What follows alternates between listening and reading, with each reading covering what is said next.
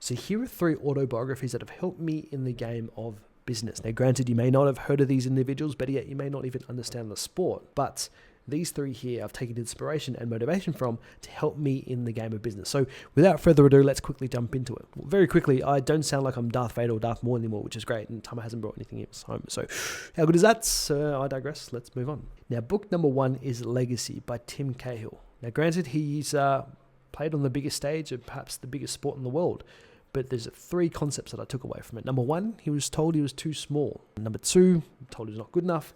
Number 3, sacrifice, what he had to leave when he was younger, or actually going through his teens, to actually go out there and make and do what he loves doing. And that's pretty cool. Book number 2 is Billy Slater's autobiography. Now again, he was told he was too small. He was also a jockey at one point, so you can understand playing in the sport of rugby league, how daunting that could be. Number 2 as well, he was told he was not good enough and didn't make the rep squads up until his late teens. And then number 3 is again sacrifice. He had to sacrifice coming from perhaps a really small rural country town called Innisfail to come all the way to the bright lights of Brisbane to trial and try to pursue a sport that he loves, which turns out to be one of the best players to play the sport of rugby league. And then book number 3 is by Dan Carter, and again, it's his autobiography.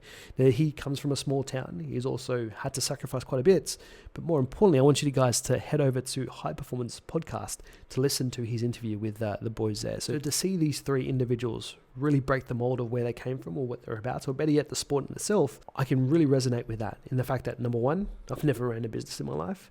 Number 2, I've never studied marketing in my life.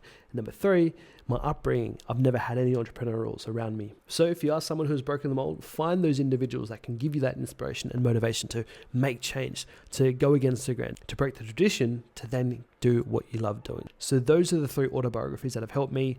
Please find your own and let me know down in the comment section below. Who knows, we could have the same, or you could open myself up to people I wasn't aware of. Anyway, hope you're well. Chat soon.